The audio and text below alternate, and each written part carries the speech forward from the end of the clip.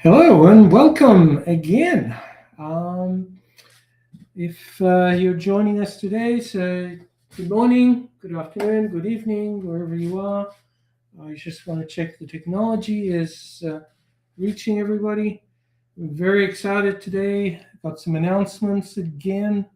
If you've been following the COARS method in leadership intelligence, we've gone through that.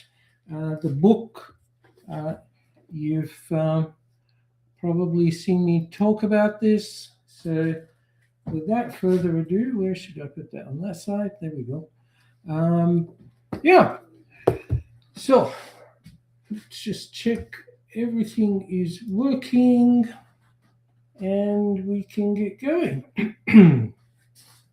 Having trouble with my voice today, so I'm going to be a little brief with the presentation today. So, topic today is BIQ, behavior intelligence, or business intelligence, as we're talking about COARS methodology, the C. If you're interested of studying your assessment,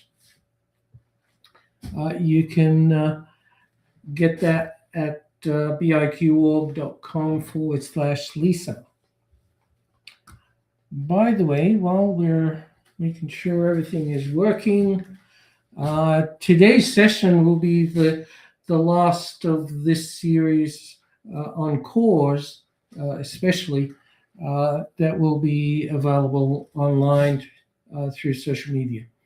The course will be taken internally to registered attendees as we go through all of the assessment tools, the system. This will be now a private attendees only program. So if you are interested in the COARS methodology, again, that started with the Leadership Intelligence Handbook, Volume 1. Volume 2 is coming out this year. So prepare yourself. Volume 1 was your reference manual, if you like, with lots and lots of strategies, 196 strategies. Okay. So volume 2 will be part of the COARS methodology that evolved from decades of working with different organizations, and now is the methodology that the book takes you through. Okay, so we'll be taking this offline and we'll be looking at new program coming up, so stay tuned. All right, let's get going. Presentation time. So today is about decision bias, and we talked about that with the leadership intelligence. We're now talking about business aspect, and you'll see the impact of this in your organization. Let me just get this working. There we go. All right. So maybe your best decision might be your worst decision, right? And what we mean by that is sometimes you feel like you've got it right and you do it and it doesn't work, or backfires and costs you a lot more than you had intended. In AccuMatch, when we map the behavior patterns, we can predict which people have that lens of being able to pick up the potential first of things going wrong. So you want to know who they are on your team in order to leverage the right people. I digress.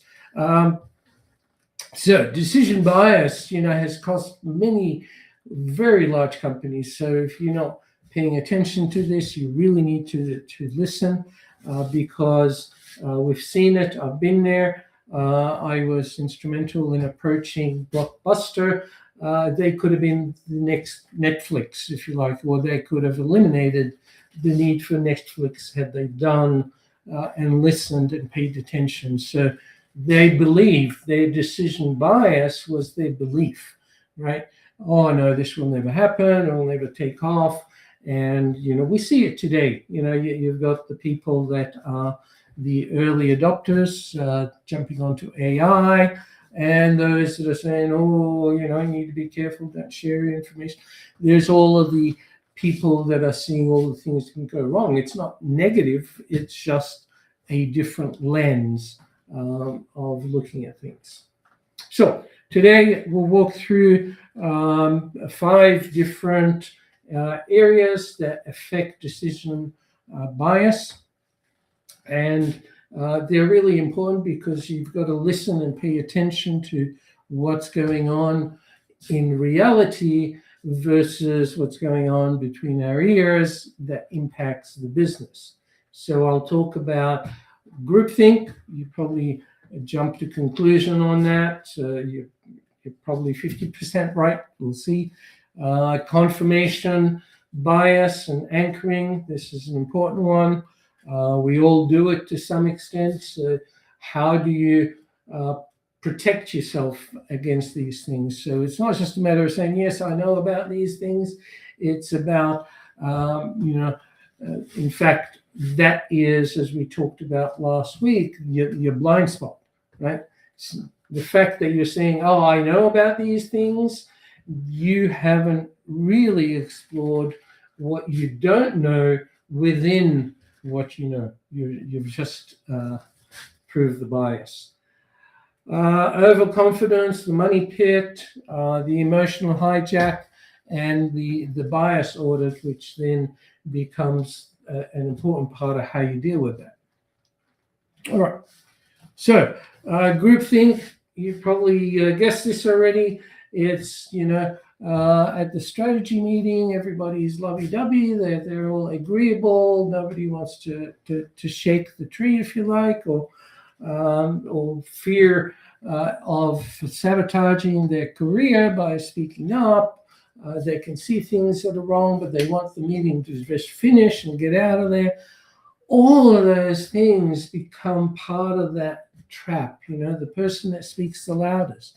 Yes, you've heard me talk in the Leadership Intelligence series that, we often look for the quietest to speak up because they were probably listening, unless they were on their phone, right? So those are really important to keep in mind. So you do have and this is part of the culture, and we've talked about culture, and you can map culture within AccuMatch, and I've shown that a few times before, but maybe I can quickly show you a sample of that. Let's see how good I am with the technology today. This one, right? So you can do this kind of thing with AccuMatch, where you are mapping the culture, and you can map the current culture versus the future culture, and you can map teams together. You can do all kinds of things that really help with understanding some of this groupthink situation. And AccuMatch ties into a lot of these areas. It is behavior intelligence, and that's why we're here. So groupthink becomes an illusion, right, of being invulnerable. That's just the self-censorship. The team just, don't rock the boat. Come on, right? The pressure, disagreeing is looked frowned upon. Silence is interpreted as agreement instead of questioning, right? So pay attention to these things. They're all part of what undermines the decisions that you make, right? So quick exercise. Pick your most recent strategic decision that you made, and assign one person to debate against that, if you like. So that they can then look at the different perspective of that decision. Sure, we think we made the right decision, or we're about to make a big decision. Why don't you get it challenged a little bit first? So I'm sorry, my voice is tight today, so let's keep going, see how far I can get through today. Finding out what you want to find, this is the data bias, if you like. So, we look for information that supports that belief, and that's that bias. So we send out surveys. They are written in such a way that we get the results that we're looking for. We don't realize we're doing that, and so we get into the trap of actually only hearing. Right? Remember, our brain filters out information that isn't relevant and doesn't make us feel good. There's all kinds of science around that. I won't go into it today. But basically, it becomes a self-fulfilling prophecy, if you like. That's what we are talking about. So anchoring is really finding that information that supports your belief, right? And ignoring some of the data that might go against that and justifying it or blaming it or, doing all of those wrong things that you shouldn't be doing with the real fact. You should be listening to that. And some people are better at that, right? So you need to find those people on your team. Again, AccuMatch, the individual maps will help you to identify who on your team you go to for different things, right? So that's important. All right. So breaking the loop, seek disagreement, assign a bias spotter, right? And you can rotate that. You can read those points on the slide. So take care of that situation. And the anchor audit, right? So look at your data, where did it come from? What have you done? Which are the points that you highlight and speak about versus the ones that you are ignoring, right? The money pit. We've done this many times. We keep going in belief that everything will be okay. We've done so much in this. We can't kill this project. We've just spent so much into it already. We are too far into it. It becomes the money pit. You need to know when to step away, right? So overconfidence, spending a lot of time in isolation, creating something that when you launch it, nobody wants it, right? Those kinds of things become a money pit, if you like. They're a money drain in those situations, right? So set some criteria of before you start. Decide, okay, what are the turning points? What are the decision points that you need to consider? And when is the kill switch on that? And it's hard to do, and it may change as you do certain things and you get to a certain point. You learn as you grow and your decisions can shift, but you still need that ultimate kill criteria, right? So do a pre-mortem instead of a post-mortem. Don't wait till it's too late. I've been there, I've sunk, millions of dollars into projects that didn't go anywhere. And we've learned from that. We use this religiously with all the projects that we do, just so we know exactly how to proceed and when to stop and versus when to invest more, right? The emotional hijack. So the under pressure, right? A competitor launches something, your team scrambles, you start cutting prices, blaming people, support, marketing, etc. The panic button gets pushed, and you allow that to rule your decisions, and that's the problem with this particular blind spot or decision bias, where you jump into all kinds of decisions without really taking the time to let the adrenaline calm down, and so that you can actually think clearly, get the dopamine hit in the right time, and make a better decision, right? So practice this, right? Map your organization's triggers. We've talked about that, and I've given some examples in some other workshops. The friction points, all of those kinds of things are important that we've already discussed. So, and don't be shy to open some of those wounds. This I was just telling somebody before. This is the dreaded stuff. Nobody wants to do this stuff, but it's the most important stuff. It's the stuff that kills business, kills organizations. Right? It's not the positive stuff that's going to destroy an organization or a team culture or whatever. It's the stuff you didn't account for, the human elements sometimes. Humanity is wonderful when it works the right way. So run a bias audit, step one, right? Name the decision. List the evidence, identify who benefits, asks, what are you starting from scratch? Have someone review it.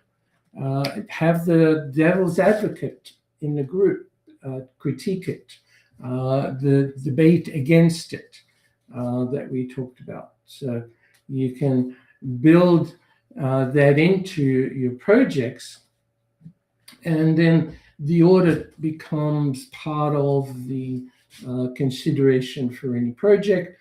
It's not a one-time at the beginning only. You need to be able to review it at different stages within your project. So how it all connects now, we're talking about we've talked about groupthink, we've talked about the confirmation bias. Sorry, my voice is going, so that's why I'm kind of rushing through this a little bit today. So the emotional hijack, the compound of these biases, and the audit bias, right? So your 30-day action plan, right? Do an audit. Week one, introduce the devil's advocate, someone who can really look into this. Do the pre-mortem criteria or the kill criteria, right? And then start a review and decision journal for your projects. Questions for you to think about. In our workshop, we discuss these, and that's the advantage of doing this in person. So if you're interested and you want to join us in person in one of these workshops, please join me in that. All right, let me just get out of here. Let's get back to the beginning. There's no easy way to do this. Oh, there is, but there we go. All right. So thanks again for joining. Sorry today was quick and short, but I hope you got the value from it. My voice is going, so stay tuned. There's going to be some interesting announcements. Do pay attention, and thank you for joining. We'll see you in the coming weeks.